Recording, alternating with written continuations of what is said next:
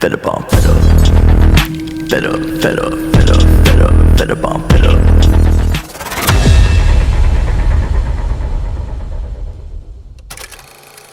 Hey guys, எல்லாரும் எப்படி இருக்கீங்க? இனி நம்ம என்ன anime பார்க்க போகிறோம்னா ஹஜிமே நோ இப்போ சீரிஸோட சீசன் 1 எபிசோட் நம்பர் 49 தான் பார்க்க போகிறோம். இந்த எபிசோட் மார்னிங்கே அப்லோட் பண்ணியிருக்கணும், ஆனால் சில பிரச்சனைனால கொஞ்சம் லேட் ஆகிடுச்சு. சரி வாங்க, நம்ம டைம் வேஸ்ட் பண்ணாமல் கதைக்குள்ளே போயிடலாம்.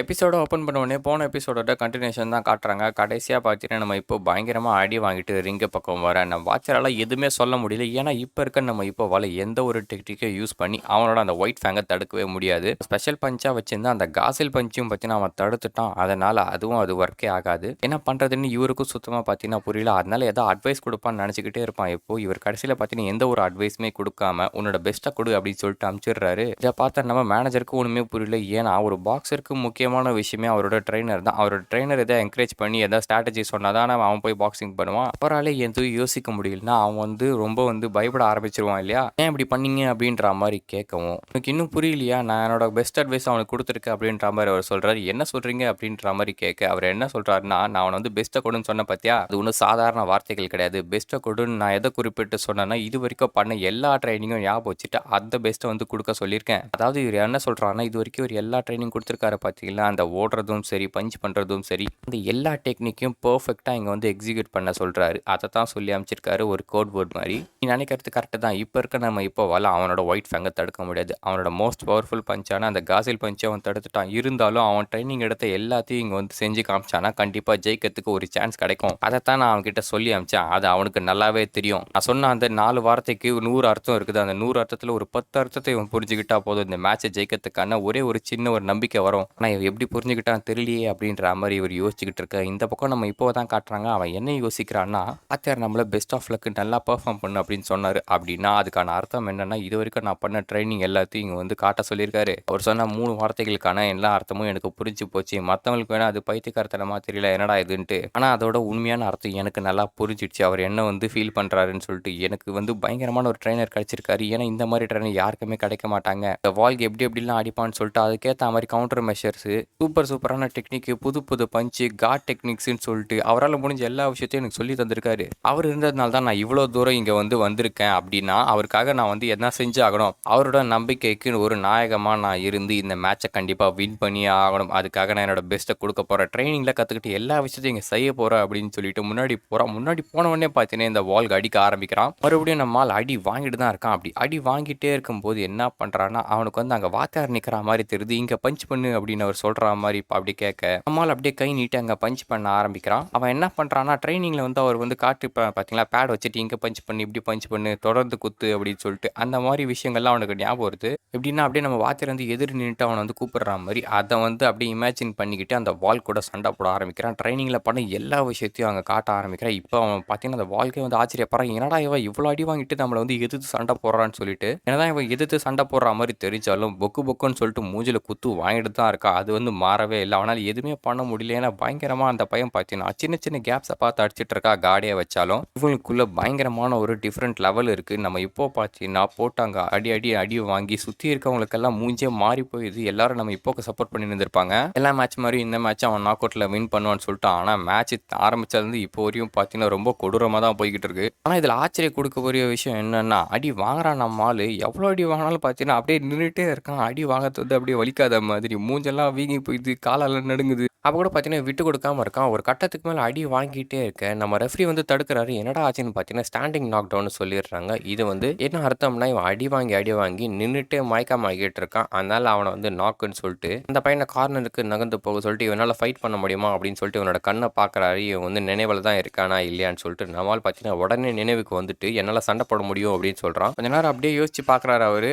சண்டை போட வில்லாமா வேணாமான்னு சொல்லிட்டு கடைசியாக அவனோட கண்ணில் பார்த்துட்டு அவனுக்கு இன்னும் சண்டையை கண்டினியூ பண்ணும் அப்படின்ற வெறி இருக்குன்றதுனால மறுபடியும் ஃபைட்டை ஸ்டார்ட் பண்ணுறாரு. ஸ்டார்ட் பண்ண அடுத்த செகண்டே இந்த வால்க்கு ஃப்ரண்ட்டில் ஒரு அப்பர் கட்டை விடுவான் பாருங்க. இந்த ஒயிட் ஃபேங்கை தான் யூஸ் பண்ணுவோம். அப்பர் கட்டு விட்டுட்டு உடனே அந்த சாப்பிங் ரேட் யூஸ் பண்ணோம். அந்த சாப்பிங் ரேட் படுறதுக்கு முன்னாடி தொப்புன்னு நம்மால் கீழே வந்துடுறான். அந்த ஒரு பஞ்ச் வாங்கின உடனே. ஏன்னா அவன் ஏற்கனவே நிறைய டேமேஜ் எடுத்துட்டான் இல்லையா. என்னடா அவன் இந்த அடிக்கே விழுந்துட்டான் அப்படின்ற மாதிரி தான் அந்த வால் பார்த்துட்டு இருக்கான். பாத்தியாரே, இதுக்கு மேலே இந்த ஃபைட் என்னால் பார்க்கவே முடியாது. ரொம்ப கொடூரமான பாக்ஸர் அடி வாங்கிட்டு இருக்கான். இதுக்கு மேலே அவன் சண்டை போட்டான்னு வச்சுக்கேன், கண்டிப்பாக அவன் தோத்துருவான். எல்லாத்துக்கும் மேலே ஒரு விஷயம் இருக்குது. அது என்ன தெரியுமா, அவனோட உயிர் தான் முக்கியம். ஒருவேளை அவனுக்கு உயிருக்கு ஏதாவது பிரச்சனை பிரச்சனை வந்துச்சுன்னா என்ன பண்ணுறது, அதனால நான் டவலை தூக்கி போடவா, மேட்சை நிறுத்திடலாம் அப்படின்ற மாதிரி தான் நம்ம மேனேஜர் சொல்லிக்கிட்டு இருக்காரு. அதுக்கு நம்ம வாட்சர் என்ன சொல்கிறேன்னா, இல்லை இன்னும் தூக்கி போடாது, அவனுக்கு வந்து சண்டை போடணுன்ற வரி இன்னும் இருந்துக்கிட்டே இருக்குது, இது என்னோட முடிவு கிடையாது, அவனோட முடிவு தான், அவன் இங்கே நின்று சண்டை போடணும்னு சொல்லிட்டு ஆசைப்பட்றான், ஒரு பாக்ஸராக அவனோட ஆசையை நம்ம நிறைவேற்றி வைக்கணும், அவன் இது நாள் வரைக்கும் பண்ண ட்ரைனிங் எல்லாம் நமக்கு காமிக்கணும்னு சொல்லிட்டு அங்கே நின்றுக்கிட்டு இருக்கான், அவனை அசிங்கப்படுத்தக்கூடாது, டவல்லாம் போட தேவையில்லை, எப்படி இந்த சண்டை போடுறத பார்க்கலாம் அப்படின்ற மாதிரி சொல்லிடுறாரு. ஏன்னா இவருக்கும் நல்லாவே தெரியும் அவனுக்கு விட்டு கொடுக்கணுன்ற எண்ணம் துளி கூட இல்லைன்னு சொல்லிட்டு இது வரைக்கும் பண்ண கஷ்டம் எல்லாமே இந்த ஒரு மேட்ச்க்காக தான். அப்படிப்பட்ட அவனோட ஹார்ட் ஒர்க்கை நம்ம வந்து இந்த டவலை போட்டு அசிங்கப்படுத்தக்கூடாது அப்படின்ற மாதிரி இவர் சொல்லிக்கிட்டு இருக்க. இவன் பார்த்தீங்கன்னா அடிச்சு பிடிச்சி எழுந்துக்கிறான், இவனால் நிற்க கூட முடியல. மறுபடியும் பார்த்தீங்கன்னா ரெஃப்ரி பார்க்குறாரு, என்னடா இந்த பையன் இந்த நிலைமையில இருக்கான்னு சொல்லி, பேர் என்ன அப்படின்னு கேட்கறாரு. இப்போன்னு சொல்கிறா, சரி நம்ம எங்கே இருக்கோ சொல்லு அப்படின்ற மாதிரி சொல்ல, கோரகன் ஹால் அப்படின்னு சொல்லிட்டு கொஸ்டின்லாம் கேட்கறாரு. ஏன்னா அவன் கரெக்டாக நினைவில் இருக்கான, கான்சியஸ்னஸ் இருக்கா அப்படின்னு செக் பண்ணுறதுக்காக எல்லாத்தையும் அவன் கரெக்டாக சொல்லவும், சரி ஓகே இவன் ஓகேவாக தான் இருக்கான், பட் இதுக்கு மேலே ஒரு மோசமான நிலைமை போச்சுன்னா நம்ம மேட்சை ஸ்டாப் பண்ணிடலாம் அப்படின்ற மாதிரி அவர் நினச்சிக்கிட்டு மறுபடியும் மேட்சை ஸ்டார்ட் பண்ணுறாரு.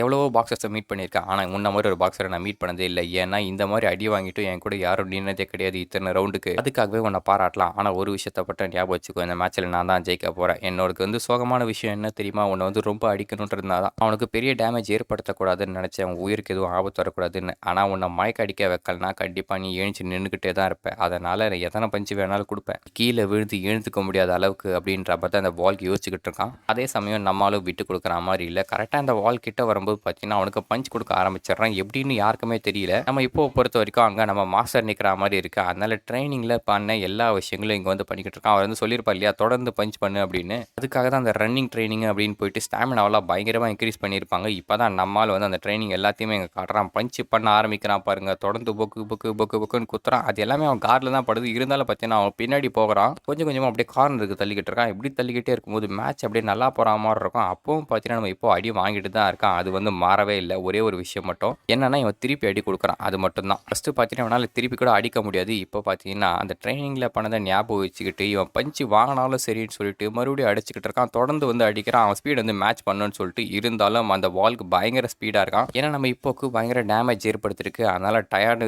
ஸ்டாமினா எல்லாமே பார்த்தீங்கன்னா ரொம்ப அதிகமாக இருக்குது. இப்படி இவங்க மாற்றி மாற்றி குத்திக்கிட்டே இருக்க, ஒருத்தருக்கு ஒருத்தர் விட்டு கொடுக்காம யாருமே கீழே விழாமல் மேட்ச் பார்த்தீங்கன்னா அப்படியே போய்கிட்டே இருக்குது. போய்கிட்டே இருக்கும்போது அந்த ரவுண்டு முடிஞ்சு ரவுண்ட் 3 முடிஞ்சு போயிடுது. 2 பேரையும் கார்னருக்கு அமைச்சிடுறாங்க. இப்போ பார்த்தீங்கன்னா ரொம்ப மோசமான நிலைமையில் இருக்கான், ஆனால் நிற்க கூட முடியல. அப்படியே பார்த்தீங்கன்னா சேர் கூட போடாமல் கீழே உட்கார வச்சிட்டாங்க. நீ வந்து பேசவே தேவையில்லை, ஏன்னா பேசினாலும் எனர்ஜி வேஸ்ட்டாக போயிடும், என்னோட நிலைமை வந்து எனக்கு நல்லாவே புரியுது, ரெஸ்டடு அப்படின்ற மாதிரி சொல்லிக்கிட்டு இருக்க. ரொம்ப சூப்பர் அவன் அப்படின்ற மாதிரி அவன் சொல்லிக்கிட்டு இருக்கான். ஆமாம் எனக்கு தெரியும், அவன் ரொம்ப நல்ல ஃபைட்டர் தான்ற மாதிரி நான் வாத்தியார் சொல்லணும், அவரை சொல்ல உன்னதான் சொல்கிறேன். வாத்தியார் டீதா வாத்தியார் சூப்பர், நீங்கள் சொன்ன எல்லா விஷயத்தையும் நாங்கள் பண்ண, அந்த விஷயத்த பண்ண போது கரெக்டாக பஞ்சு பட்டுச்சு வாத்தியாரே, நீ பண்ண ட்ரைனிங் எல்லாமே பயங்கர வாத்தியாரே, உன்ன மாதிரி ஒரு ட்ரெயினர் கிடைச்சதுக்கு நான் கொடுத்து வச்சிருக்கணும், இந்த மேட்ச்சில் எப்படியாவது நான் ஜெயிச்சு காட்டுற வாத்தியாரே அப்படின்ற மாதிரி நம்மால் தைரியமாக பேசிக்கிட்டு இருக்கான். இதை பார்க்கும்போது நம்ம வாத்தியாருக்கே பார்த்தீங்கன்னா ஒரு நம்பிக்கை வருது. இப்போ இந்த பக்கம் வேர்ல்டோட ட்ரைனர் என்ன சொல்கிறாருன்னா, நீ பாத்தியா கருணை காட்டினதுனால என்ன மாதிரி ஒரு நிலைமை வந்துச்சுன்னு சொல்லிட்டு, அதனால தான் பாக்ஸராக இருந்தனா உன்னோட ஆப்பனண்ட்டுக்கு கருணை காட்டவே கூடாது, அவனை எப்படியாவது அடிச்சு நீ கீழே தள்ளுரு, அவனோட கார்டு வந்து வீக்காக இருக்குது, இருந்தாலும் நீ இவ்வளோ அடி அடிச்ச பிறகு எப்படி திரும்ப அவன் நிற்கிறான், அவன் கால் வந்து ஸ்ப்ரிங் மாதிரி இருக்குது. அதாவது உனக்கு சுருக்கமாக சொல்லணும்னா காசல் அந்த மான்குட்டி மாதிரி அவன் மாறிட்டான், நிறைய ட்ரெயின் பண்ணியிருக்கான் போல அந்த லெக்கை, உன் கூட சண்டை போடணுன்றதுக்காகவே இந்த டெக்னிக்கை உருவாக்கியிருக்கான். ஆனால் அதை எதிர்க்கிறதுக்கும் ஒரு வழி இருக்கா, அந்த பஞ்சையை எடுத்துட்டு, ஆனால் அந்த ஸ்ப்ரிங் லெக் இருக்கு இல்லையா, அதனால நீ கொடுக்குற பஞ்ச் எல்லாமே ஃபுல் எஃபெக்ட் படாமல் அந்த ஸ்ப்ரிங் வந்து அப்படியே தடுத்து விட்டுது. இதனால தான் அவனுக்கு வந்து மோஸ்ட்டாக டேமேஜ் படாமல் எழுந்து நின்றுறான். மறுபடியும் அதை வந்து உடைக்கணும்னா முதல்ல பாடி ப்ளோஸ் கொடு, பாடி ப்ளோஸ் கொடுத்தனா அவன் காலோட பவர் வந்து மொத்தமாக இழந்துருவான். அதுக்கப்புறம் அவனை முடிச்சு விட்டுரு, அவன் காலில் இருக்க பவரை கட்டி நீ இழக்க வச்சுட்டுனா அதுக்கப்புறம் அந்த பையனால் ஒன்றுமே பண்ண முடியாது, கார்டு வச்சாலும் சரி கேப்பில் பார்த்து அடிச்சு விட்டுரு அப்படின்ற மாதிரி சொல்லி அனுப்ப 4th ரவுண்ட் ஸ்டார்ட் ஆகுது. விடாம சண்டை போடுறா, பின்னாடி மட்டும் வந்துடாத அப்படின்ற மாதிரி தான் வாத்தியார் சொல்லி அனுப்புறாரு. நம்மளால மறுபடியும் பின்னாடி வரா மாதிரி இல்லை. இப்போ கிட்ட போன அடுத்த செகண்டே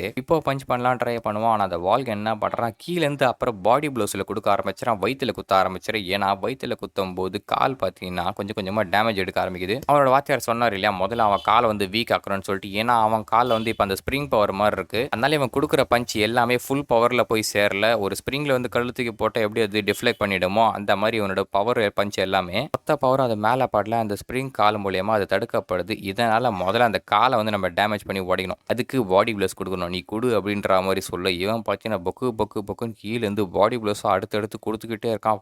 வாங்க நம்ம ஆளோட கால் பார்த்தீங்கன்னா கொஞ்சம் கொஞ்சமாக நடுங்க ஆரம்பிக்குது. இது நம்ம வாத்தியாருக்கும் தெரியுது, நிலமை ரொம்பவும் மோசமாக இருக்குது, நம்ம பையனால் கார்டு கூட வைக்க முடியல, ஏன்னா கார்டே வச்சாலும் வந்தால் கேபில் பார்த்து அடிக்கிறான். இவன் பயங்கரமான டெக்னிக்ஸ் எல்லாம் வச்சிருக்கான். இப்போ இவனோட ட்ரைனர் என்ன யோசிக்கிறான்னா, இவன் ஒரு பயங்கரமான பாக்ஸர், இந்த அளவுக்கு ஒரு பாக்ஸர் வந்து என் கூட வந்து போட்டி போட நினச்சி கூட பார்க்கல, அதனால இந்த மேட்சை சீக்கிரமா முடிக்கணும் அப்படின்ற மாதிரி வால்க் நினைச்சிட்டு இருக்கான். அவனோட ட்ரைனர் என்ன யோசிக்கிறானே, ஒரு நல்ல பாக்ஸர் தான், ஆனா நீ ஒரு மிஸ்டேக் பண்ணிட்டு என்ன தெரியுமா, இவனுக்கு எக்ஸ்பீரியன்ஸ் பத்தல, ஒரு 2 வருஷம் இவனை ட்ரைனிங் பண்ணி எடுத்துட்டு வந்துட்டு இருந்தா ஒருவேளை இந்த மேட்ச் மாறி இருக்க வாய்ப்பு இருக்கு. என் பாக்ஸர் அவனால பீட் பண்ணவே முடியாது. ஏன்னா நான் எத்தனையோ பேரை ட்ரெயின் பண்ணியிருக்கேன். என்னோட ட்ரைனிங்ல மாஸ்டர் பீஸ் இவன் தான் சொல்லுவேன். இவனுக்கு நேச்சுரலாவே பயங்கரமான டேலண்ட் இருக்கு. மொத்த வாழ்க்கை இவன் மேல அர்ப்பணிச்சு நான் கொஞ்சம் கொஞ்சமா செதுக்கின மாஸ்டர் பீஸ் இவன். கண்டிப்பா இவனை உங்களால தோக்கடிக்கவே முடியாது. பெட்டர் லக் நெக்ஸ்ட் டைம் அப்படின்ற மாதிரி ஒரு யோசிச்சுக்கிட்டு இருக்க. இவர் ஒன்றும் சும்மாலாம் பெருமை பீச்சிக்கல. உண்மையாவே அந்த வால்க் பயங்கரமான ஸ்ட்ராங் தான். ஏன்னா நம்ம இப்போவே போட்டு பொலன்னு பொழந்துக்கிட்டு இருக்கான். ஒரு கட்டத்துக்கு மேல அடி வாங்கி வாங்கி நம்மளா இப்போல நிக்க கூட முடியல. கால் பார்த்தீங்கன்னா நடுக்க ஆரம்பிச்சிச்சு. அவள் தான் அவன் ஸ்ப்ரிங் பவரும் பார்த்தீங்கன்னா போயிடுச்சு. அவன் கிட்ட இருந்த கடைசி வெப்பன் அதுதான். இது போனது தெரிஞ்ச பிறகு வால்க் என்ன பண்றான், அட்டாக் பண்ண ஆரம்பிக்கிறான். அவனோட ஃபேஸ் இல்லை கடைசியாக ஒரு பஞ்சை குத்த அவனை முடிச்சு விடலான்னு சொல்லிட்டு நிலைமை ரொம்ப மோசமாக இருக்க. நம்ம வாத்தியார் வந்து அப்படியே நாலு வச்சு போய் தான் பார்த்துருக்காரு. அப்போ நினச்சிட்டு என்ன பண்ணுறது அப்படின்ற மாதிரி கத்திக்கிட்டு இருக்க. இவர் என்ன சொல்கிறாருன்னா, நான் வந்து நிறைய பாக்ஸஸை பார்த்துருக்கேன், ஆனால் இவனை ஏன் தெரியுமா எனக்கு ரொம்ப பிடிக்கும், இவன் கிட்ட மற்றவங்க கிட்ட இல்லாத ஒரு விஷயம் இருக்குது. அந்த டிஸ்ட்ரக்டிவ் பவர்லாம் நான் ஒன்றும் சொல்ல, அந்த மாதிரி சூப்பரான பஞ்சு வச்ச பாக்ஸஸை நிறைய பேர் பார்த்துருக்கேன். அது இல்லாத இன்னொரு யூனிக்கான விஷயம் இருக்குது. அது என்ன தெரியுமா, எத்தனை வாட்டி அடி வாங்கினாலும் எவ்வளோ வாட்டி கீழே விழுந்தாலும் மறுபடியும் ஏஞ்சி நிற்கிற அந்த தன்னம்பிக்கையும் தைரியமும். நான் என் வாழ்க்கையில் எத்தனையோ பேரை பார்த்துருக்கேன், ஆனால் இந்த மாதிரி ஒரு பையனை பார்த்ததே இல்லை. அவன் என்னைக்கும் விட்டு கொடுத்து நான் பார்க்கல. அவன் மனசில் அந்த தைரியமும் நம்பிக்கையும் இருக்கிற வரைக்கும் அவனை யாராலையும் தோக்கடிக்க முடியாது. அதனால தான் அவன் மேலே நான் நம்பிக்கை வச்சிருக்கேன். கண்டிப்பாக அவன் ஜெயிப்பான். எப்பயும் போல இந்த மேட்சை அவன் ஜெயிப்பான் அப்படின்ற மாதிரி ஒரு அவன் மேலே நம்பிக்கை வச்சிருக்காரு. இப்போ மேட்சை முடிக்கலாம் அப்படின்னு சொல்லிட்டு இந்த வால்க்கு வந்து பஞ்ச் பண்ண வரான். அப்போ நம்ம இப்போ என்ன பண்ணிடுறான்னா, அதை அவனோட பஞ்ச் வந்து டிஃப்ளெக்ட் பண்ணிடுறான். இவன் ஒரு லெஃப்ட் கொடுக்க இவனும் ஒரு லெஃப்ட் கொடுத்துட்றான். அவன் ரைட் கொடுத்த இவனும் ஒரு ரைட் கொடுத்துறான். கடைசியாக பார்த்தீங்கன்னா அப்படியே 2 பேரும் பஞ்ச் பண்ணிக்கிட்டே இருக்காங்க. ஒரு கட்டத்துக்கு மேலே இப்போ திருப்பி பஞ்ச் பண்ண முடியல. அப்போ இவன் போட்டு அடி அடிக்க அவன் லைட்டாக கிருகிருன்னு ஆயிடுறான். அவள் தாண்டா இதோட மேட்சை முடிக்கிறேன் பாரு அப்படின்னு சொல்லிட்டு ஒரு ஸ்ட்ரைட் பஞ்சை த்ரோ பண்ணுவான் பாருங்க. இங்கே தான் எல்லாருக்கும் ட்விஸ்ட் கொடுக்குற மாதிரி அவனோட பஞ்ச் வந்து பார்த்தீங்கன்னா மிஸ் பண்ணிடுவான். என்னன்னா அவனோட காலை வந்து அவனால் நகர்த்த முடியாது. நினச்ச நேரம் வந்துடுச்சு அப்படின்ற மாதிரி தான் நம்ம வாட்சர் யோசிக்கிறாரு. ஏதோ ஒரு பிளான் போட்டிருக்காரு போல. சும்மாலாம் அவனு நம்மளால அனுப்பல. அது என்னன்னு சொல்லிட்டு இன்னும் சொல்லலை. கீழே விழுற மாதிரி இருந்த நம்ம இப்போ என்ன பண்ணோம்னா, அப்படியே குனிஞ்சு அந்த காசல் பஞ்சை தான் யூஸ் பண்ணலாம் ட்ரை பண்ணுவான். நம்ம வால்க்கு என்ன பண்ணுறான்னா, அதை தடுக்கலான்னு சொல்லிட்டு மறுபடியும் லெஃப்ட்டை வச்சு அதுக்கு முன்னாடி வந்து கவுண்டரை கொடுத்துடலாம் அப்படின்னு ட்ரை பண்ணுவான். ஆனால் அவனால் பார்த்தீங்கன்னா அங்கேருந்து நகரவே முடியாது. காசல் பஞ்சு மாதிரி அவன் ஒரு சைட்டை பஞ்சை கொடுத்து அவனை பின்னாடி அடிக்க இவனுக்கு வந்து ஒன்றுமே புரியல. ஏன்டா என்னால் அதை வந்து கவுண்டர் பஞ்சை கொடுக்க முடியல, என்னால் நகர முடியலன்னு சொல்லிட்டு அப்போ தான் நம்ம வாத்தியார் ஒரு ட்விஸ்ட்டை உடைக்கிறாரு. அவனுக்கு பார்த்தீங்கன்னா ஸ்டாமினா போயிடுச்சுன்னு சொல்லிட்டு, எனக்கு ஸ்டாமினா போச்சா, வெறும் 4 ரவுண்ட் தான் ஆகுது. ஆமாம் 4 ரவுண்ட் தான் ஆகுது. ஆனால் ஒரு வாட்டியும் அந்த இப்போ வந்து குத்தினா இல்லையா, அப்படி குத்தும் போது கொஞ்சம் கொஞ்சமாக அவனுக்குள்ள அந்த ஸ்டாமினாஸ் எல்லாம் குறைய ஆரம்பிச்சிச்சு. அதுவும் இல்லாமல் அவன் ஏகப்பட்ட பஞ்சஸ் த்ரோ பண்ணியிருக்கான். இப்போ ஒன்று ஏடாக்கூடமாக பைத்தியக்காரத்தனமாக ஒன்று குத்தல. அவன் குத்துனதுக்கு பின்னாடி ஒரு குத்துக்கும் ஒரு அர்த்தம் இருக்குது. அதாவது என்னன்னா, இவர் ஒன்றும் சும்மா ஒன்று இவனை அனுப்பலை. இவன் குத்துனா பார்த்தீங்களா, அந்த ஸ்பீடான பஞ்செல்லாம் இவன் தடுத்துட்டு இருக்கும்போது அவன் அடி வாங்கினான் இல்லையா, அந்த அடி வாங்க அவனோட டயர்ட்னஸ் பார்த்தீங்கன்னா கூட ஆரம்பிச்சிச்சு. அவனோட ஸ்டாமினா கொஞ்சம் கொஞ்சமாக ரெடியூஸ் ஆகுது. இது வந்து இவனோட மாஸ்டரும் புரிஞ்சிக்கல, வால்குக்கும் வந்து தெரியல. அதனால அவன் வந்து சாதாரணமாக வந்திருக்காங்க. ஆனால் நம்ம வாத்தியார் இது எல்லாத்தையும் பிளான் போட்டு தான் அமைச்சிருக்காரு. ஏன்னா இவருக்கு நல்லாவே தெரியும் வால்க் எவ்வளோ பவர்ஃபுல்லுன்னு சொல்லிட்டு. அதனால அவனை பீட் பண்ணுறதுக்காகவே இந்த ஸ்ட்ராட்டஜியை உருவாக்கியிருக்காரு. ஏன்னா இது ட்விஸ்ட் அப்படின்ற மாதிரி எல்லாரும் பார்த்துட்டே இருக்க. இந்த வால்க் எப்பயும் விட்டு கொடுக்குற மாதிரி இல்லை, இவனை தோக்கடிக்கணுன்ற எண்ணத்திலே தான் இருக்கான். அப்போ இவன் ஒரு பஞ்சை கொடுக்க அதை நம்மால் டிஃப்ளெக்ட் பண்ணிடுவான். இவன் மறுபடியும் அந்த காசல் பஞ்சை கொடுக்க தான் ட்ரை பண்ணுறான். காசல் பஞ்சை கொடுக்க போறியா, அதை மறுபடியும் தடுத்து நான் என்னோட ஒயிட் ஃபேங்கை யூஸ் பண்ணி இந்த மேட்சை முடிக்கிறேன் பாரு, முதல்ல உன்னை வந்து ட்ராப்பில் உழ வைக்கணும் அப்படின்னு சொல்லிட்டு இந்த வால்க் என்ன பண்ணுறான், பஞ்ச் பண்ணுற மாதிரி வேணும்னே நம்ம ஆளை உள்ளே எடுத்துன்னு வரான். ஏன்னா உள்ளே வந்து அதனை கீழேருந்து அந்த காசல் பஞ்சை விடுவான். இவனும் வந்து அந்த மாதிரி பண்ண நம்ம இப்போவும் அப்படியே கீழே குனிறான். அவன் கீழே குனியும் போது இவன் கரெக்டாக அதை கவுண்டர் கொடுக்குற மாதிரி நின்றுக்கிட்டு இருக்க. நம்ம இப்போ நல்லாவே தெரிஞ்சு போயிது. இப்போ காசல் பஞ்சை கொடுத்தா கண்டிப்பாக அவனை முடிச்சு விட்டுருவான். இப்போ என்ன பண்ணுமேன்னு யோசிச்சுக்கிட்டே எல்லாருக்கும் ட்விஸ்ட் கொடுக்குற மாதிரி காலை லைட்டாக முன்னாடி நகர்த்திட்டு அந்த காசல் பஞ்ச் வந்து மூஞ்சில கொடுக்காம பாடி ப்ளோ மாதிரி கொடுத்துருவான். கீழேருந்து லோவர் பஞ்ச் மாதிரி அடிக்க பார்த்தீங்கன்னா இவன் அப்படியே பறக்க ஆரம்பிக்குவான் காற்றுல. எல்லாரும் அங்கே ஆச்சரியமாக பார்த்துக்கிட்டே இருக்க. என்ன நடந்துச்சுன்னு சொல்லிட்டு யாருக்குமே புரியாது. அப்படியே இந்த எபிசோட முடிக்கிறாங்க. இந்த எபிசோட் எப்படி இருந்துன்னு சொல்லிட்டு மறக்காம கமெண்ட் செக்ஷனில் சொல்லுங்கள். இதே மாதிரி நிறைய இன்ட்ரெஸ்டிங்கான அனிமேஷன் நினச்சிங்கன்னா சேனல் மறக்காம சப்ஸ்கிரைப் பண்ணிங்க. அடுத்த வீடியோவில் உங்களை சந்திக்கும் மாதிரி டாடா பை பாய்.